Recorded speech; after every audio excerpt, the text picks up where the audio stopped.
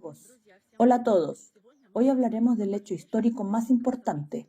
Gracias al microbiólogo Stefan Lanka, desde el 21 de abril del 2021, tenemos una prueba 100% irrefutable de que la virología no se basa en métodos científicos. Ahora les pondré el día, pero primero es necesario dar un poco de contexto. Si es virólogo o un equipo virológico y se enfrenta a la tarea de probar la existencia de un virus y su relación causal con una enfermedad, tiene que hacer tres cosas muy sencillas. 1. Aislar, es decir, extraer el virus de un paciente enfermo y limpiarlo de todo lo innecesario, para que el tubo de ensayo solo tenga partículas virales y nada más que ellas. 2. Colocar este virus bajo un microscopio, examinarlo, fotografiarlo y estudiarlo, secuenciar su genoma y determinar qué proteínas le pertenecen. Colocar el virus purificado en un huésped experimental y provocar la enfermedad. Si sigue estos pasos con éxito, solo entonces podrá probar que el virus existe. Esto es lo que los virólogos chinos tendrían que haber hecho con los primeros pacientes llamados cero en Wuhan, antes de afirmar que sus afecciones respiratorias fueron causadas por un virus. Gente a menudo me pregunta, ¿no demuestra automáticamente un hecho de que un cierto número de personas en Wuhan se enfermaran al mismo tiempo la existencia de un virus? Aclaremos este punto. El hecho de que veamos un cierto número de personas se enferma al mismo tiempo es una observación epidemiológica. La epidemiología no prueba la existencia de nada ni afirma una causa específica para estas condiciones. Las observaciones epidemiológicas registran el hecho de que las personas han comenzado a presentar ciertos síntomas y los epidemiólogos también pueden proponer hipótesis que deben probarse para comprender la causa de estas afecciones. Los epidemiólogos no se preocupan de probar o afirmar nada. La determinación de la causa de estas afecciones se realiza luego de que se han realizado los estudios epidemiológicos, es decir, luego de que entendemos que algo está sucediendo y las personas comienzan a mostrar síntomas. Si cree que el hecho de que las personas se enfermen al mismo tiempo prueba automáticamente la existencia de un virus, entonces cree que el escorbuto es creado por un virus. Después de todo, los marineros empezaron a enfermarse con los mismos síntomas al mismo tiempo, uno tras otro, por lo que durante mucho tiempo se creyó que el escorbuto era una enfermedad infecciosa y contagiosa, y todos los que se ofrecieron explicaciones alternativas fueron ridiculizados. Lo mismo ocurre con afecciones como el beriberi y la pelagra, que se consideraban enfermedades infecciosas cuando en realidad eran consecuencias de deficiencias nutricionales, y estos están lejos de ser los únicos ejemplos. Y si cree que el hecho de la enfermedad se esté propagando y las personas en otras regiones comiencen a mostrar los mismos síntomas, demuestra automáticamente que la razón de esto es un virus, entonces debe pensar que Chernobyl no se trató de un accidente en una central nuclear, sino de un virus. Absolutamente cualquier científico o médico competente estará de acuerdo en que las observaciones epidemiológicas por sí solas no prueban la existencia de un virus. Queda ver si es un virus o no. Los investigadores honestos entienden que estas enfermedades respiratorias son causadas por varios factores, por ejemplo, productos químicos, contaminación del aire, estilo de vida tóxico y muchos otros factores, que tan solo hay una gran cantidad de literatura científica sobre la neumonía causada por medicamentos. Hay más de 600 conocidos que causan neumonía, y la lista incluye muchos medicamentos comunes como paracetamol, antibióticos, estatinas e incluso aspirina. En general, se puede discutir sobre los factores que pueden provocar una enfermedad respiratoria durante todo el día. Por lo tanto, si su objetivo es determinar el factor real que causó la enfermedad en una persona y no solo imponer lo que es beneficioso para usted, investigará de manera imparcial todas las causas posibles y no se aferrará a algo insostenible. Cuando se trata de un virus, debe seguir todos estos pasos para comprobar si es la causa de la enfermedad. ¿Y qué piensa? ¿Se ha dado estos pasos alguna vez en todo el año y medio de historia de COVID-19? Ni una sola vez. De que hay una gran cantidad de publicaciones que afirman en el título que se aisló el virus SARS-CoV-2. De hecho, esto nunca se hizo. El procedimiento de aislamiento es muy simple y se ha utilizado con éxito durante mucho tiempo en microbiología, permitiendo obtener partículas purificadas de aquellas extrañas, es decir, una muestra de un virus u otra cosa que desee estudiar. Para ello se extrae flema del paciente, que se pasa a través de filtros especiales con el fin de deshacerse de todas las moléculas grandes y obtener un filtrado formado por moléculas medidas en nanómetros. Luego, usando una centrífuga, este filtrado se rota para separar todas estas diferentes moléculas diminutas que se encuentran por densidad y peso. Por lo tanto, se crean varios grupos de moléculas del mismo peso y densidad, y si las partículas virales están realmente presentes en esta flema, entonces estarán dentro de estos grupos. y puede recogerlas con una pipeta, examinarlas, estudiarlas, identificar su genoma, sus proteínas y realizar pruebas de patogenicidad. Es como se aísla un virus. Es importante comprender que si no ha realizado este procedimiento, no tiene ninguna muestra del virus y los siguientes pasos, tales como demostrar una relación causal con la enfermedad, crear una prueba de diagnóstico y crear una vacuna, no es posible. Dije, y sé que suena increíble, este procedimiento nunca se ha realizado en virología. Los virólogos son los únicos científicos del mundo que han decidido no confiar en la definición de diccionario de la palabra aislamiento, y por lo tanto el aislamiento es un procedimiento que no tiene nada que ver con él. En virología, aislar un virus no significa extraer este virus del cuerpo de un paciente enfermo, sino realizar el llamado cultivo celular. Toman flema de un paciente de la cual no aíslan el virus, por lo que no tienen idea si está presente en esta flema. Luego la colocan en células Vero, células de riñón de mono, agregan antibióticos, antimicóticos y también restringen severamente la nutrición de la célula, provocando que pase hambre, luego observan el efecto citopático, la célula muere y declaran que esto es evidencia de la presencia y patogenicidad del virus. Sin embargo, los antibióticos y antimicóticos que le agregan a la flema y las células hambrientas son citoxinas y nefrotoxinas poderosas. Entonces, ¿qué mató a las células? ¿Estos medicamentos venenosos para las células y el hambre o un virus hipotético? La respuesta a esta pregunta solo podría darse mediante experimentos de control en los que virólogos tomarían un material no infeccioso, por ejemplo, flema de una persona sana o una solución estéril y colocarían las células en las primeras condiciones. Es decir, utilizarían los mismos medicamentos, limitarían la nutrición y demostrarían que las células no mueren. Entonces quedaría 100% claro que estos medicamentos y el hambre no pueden causar la muerte celular. ¿Y piensan que al menos una publicación sobre el llamado aislamiento del virus SARS-CoV-2 llevó a cabo un experimento de control de este tipo? La respuesta a esta pregunta es no, ni una sola vez. ¿Se ha realizado tal experimento al menos una vez en toda la historia de la virología? No, no con los llamados virus patógenos. No solo eso, en virología el aislamiento no es obtener una muestra de un virus, sino la matanza de células en un tubo de ensayo que no tiene nada que ver con el aislamiento. Nunca controlan lo que es simplemente inaceptable en la ciencia. Entonces, ¿por qué la virología nunca realiza experimentos de control? Porque conllevarán a resultados que conducirían a la desaparición de la virología. John Enders, el hombre que inventó este procedimiento fraudulento de eliminación de células, que los virólogos llaman aislamiento y todavía lo usan hoy en día, una vez llevó a cabo un experimento de control que fue ignorado por todos. En su publicación de 1954 titulada Difusión en cultivos de tejidos de agentes citopatógenos de pacientes con sarampión, en la que describió por primera vez su procedimiento y sus resultados, escribe lo siguiente. El segundo agente se obtuvo de un cultivo no inoculado de células de riñón de mono. Los cambios citopáticos causados por él en preparaciones no teñidas no pudieron distinguirse con certeza de los virus obtenidos de pacientes con sarampión. Esta es una frase muy importante y la volveré a leer. El segundo agente se obtuvo de un cultivo no inoculado de células de riñón de mono.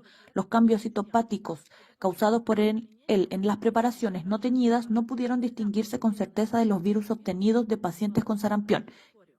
Y para que no se confunda, le explicaré. Los virus obtenidos de pacientes con sarampión son simplemente una muestra de tejido extraída de una persona enferma.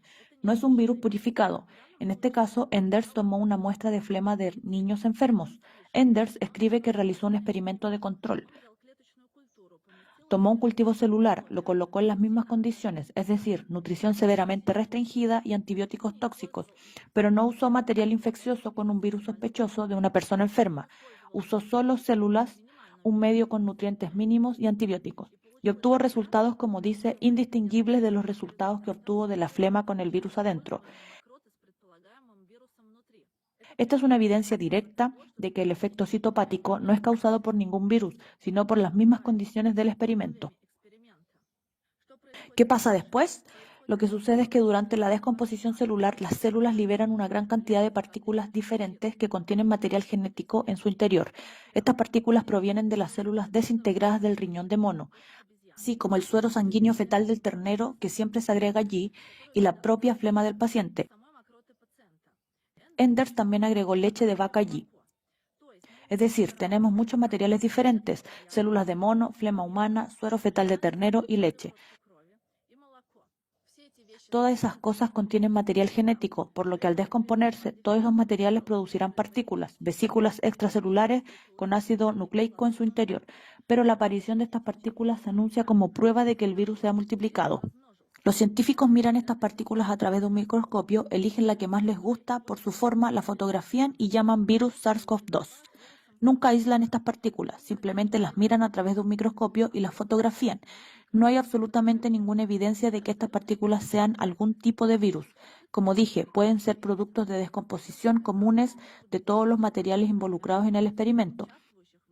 Por ejemplo, lo que se denomina virus SARS-CoV-2 en las fotografías es una réplica de exosomas, partículas producidas por células de mamíferos que no son patógenas. No hay absolutamente ninguna evidencia de que estas fotografías sean un virus y no un exosoma. Veamos qué escribió Enders sobre esto en su publicación de 1957, El virus del sarampión, un resumen de experimentos sobre aislamiento, propiedades y comportamiento. Ruckle informó recientemente resultados similares y además aisló un agente del tejido de riñón de mono que aún es indistinguible del virus del sarampión.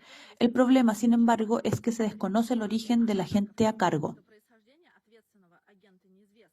Aquí Enders dice que no sabe si estas partículas obtenidas como resultado del efecto citopático son virus o simplemente restos de células muertas como exosomas. Además, en la misma publicación, existe un riesgo potencial cuando se utilizan cultivos de células de primate para producir vacunas que consiste en virus atenuados, ya que la presencia de otros agentes posiblemente latentes en tejidos de primates no se puede excluir por ningún método conocido. ¿Qué significa? Esto significa absolutamente lo mismo sobre lo que escribieron los investigadores modernos en el 2020. Aquí hay una cita de una publicación de una revista llamada Virus del año 2020, donde analizan las vesículas extracelulares en relación con lo que llaman HIV, SARS y hepatitis C. En la actualidad es casi imposible separar las vesículas extracelulares y los virus utilizando técnicas canónicas de aislamiento de vesículas como la ultracentrifugación diferencial porque a menudo están granuladas, se juntan, debido a su tamaño similar. Para superar este problema, varios estudios han sugerido separar las vesículas extracelulares de las partículas virales usando diferentes velocidades de migración en un gradiente de densidad o usando la presencia de marcadores específicos que distinguen los virus de las vesículas extracelulares.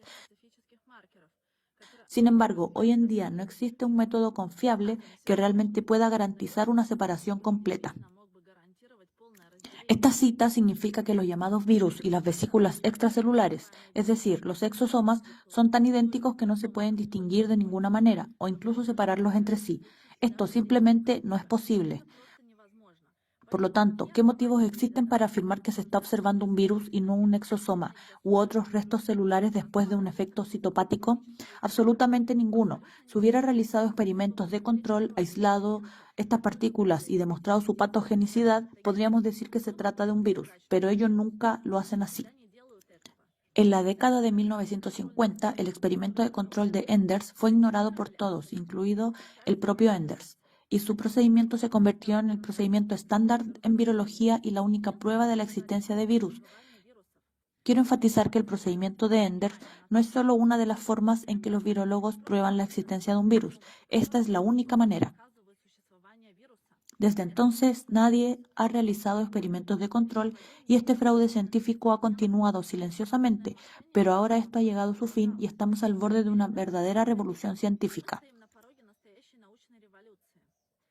El 21 de abril de 2021, Stefan Lanka, un microbiólogo alemán, hizo lo que ningún otro científico ha hecho desde John Enders. Stefan Lanka realizó experimentos de control. ¿Qué resultados cree que obtuvo? Los mismos que John Enders. Exactamente el mismo efecto citopático ocurrió con las células en las que no se agregó material infeccioso, pero que fueron colocadas en las mismas condiciones de hambre y antibióticos tóxicos. Echemos un vistazo más de cerca a estos experimentos. Así que aquí están las imágenes de los experimentos de control que hizo Stefan Lanka. Y ahora lo explicaré todo. Como puede ver, aquí se utilizan 4 líneas celulares. La primera línea sirve de control. Las otras 3 líneas con las que se realiza el experimento. Aquí arriba podemos ver cómo se veían estas 3 líneas experimentales antes del inicio del experimento. Y como puede ver, se ven muy saludables. Pasemos al grupo de control. Está escrito aquí. El control número 1, CM, es un medio de cultivo, es decir, nutrición celular completa, y una dosis de ABAM, que significa antibióticos antimicóticos. Más específicamente, aquí se usa anflotericina.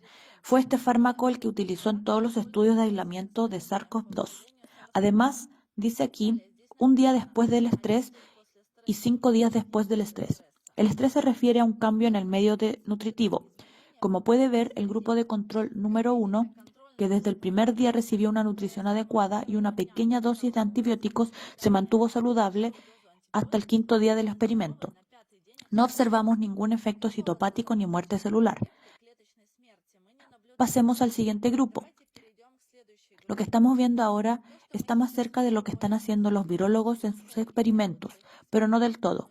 Aquí se utiliza un tipo diferente de medio de cultivo, de MEM, que significa medio de Eagle modificado de Dulbeco. Este entorno se diferencia del medio de cultivo estándar en que está limitado los nutrientes y es como poner las células a dieta. Luego se utiliza FCS al 10%, que es suero fetal bovino, para prolongar la vida de las células en un medio nutritivo limitado. Y hasta ahora se usa la misma concentración de anfotericina. Vemos que estos cambios en el medio nutritivo llevaron fuertes cambios en el cultivo celular. No es tan saludable como el primero. Vemos que las células han perdido su forma, no son tan uniformes como en la primera imagen. Si miramos la tercera imagen, vemos exactamente lo que están haciendo los virólogos con los cultivos celulares. Aquí la concentración de nutrientes se redujo aún más, aproximadamente a la mitad. Luego la concentración de suero fetal bovino se redujo del 10% al 1%. Además, la dosis de antibióticos se incrementó de 1 a 3. En general, los virólogos usan una dosis doble o triple, y aquí podemos ver muy claramente cómo las células se degradan y se descomponen. Estaban sanas, pero un día después de cambiar el medio nutritivo y usar tal dosis de anfotericina, comienzan a verse anormales, y después de 5 días observamos el efecto citopático en todo su esplendor. Y todo ello sin el uso de ningún material infeccioso, solo por las condiciones tóxicas en las que se colocaron estas células. Además, el último grupo se usó para experimentos de control adicionales, es decir, para la llamada secuenciación genómica, durante la cual los virólogos, por supuesto, tampoco realizan experimentos de control. Pero Stefan Lanka lo hará por ellos y mostrará que a partir de ese cultivo celular, en el que no hay virus en absoluto, utilizando sus métodos, puede secuenciar el genoma del virus SARS-CoV-2, el virus del ébola, el virus del sarampión y cualquier virus que desee. Contaré sobre estos experimentos más adelante, cuando estén terminados. No discutiremos esto ahora, pero como puede ver, se agregó una fuente de ARN a este cultivo celular. Esta ARN se deriva de la levadura, no de la levadura ordinaria, sino de una sustancia de la matriz.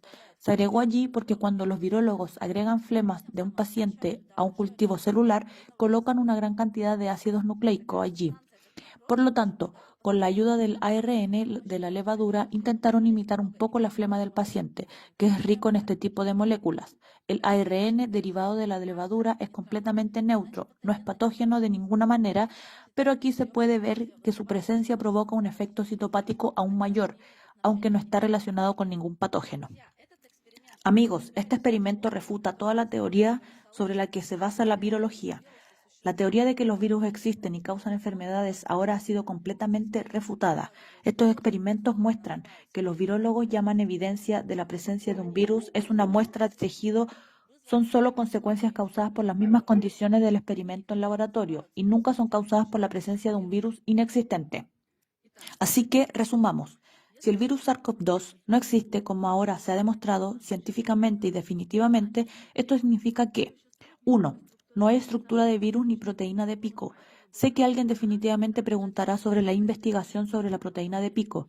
Si lee estos estudios, verá que no obtienen esta proteína del virus, obtienen una proteína recombinante, y esto se hace en el laboratorio utilizando secuencias genéticas falsas generadas por computadora. En general, esta no es una proteína de pico real derivada de un virus real.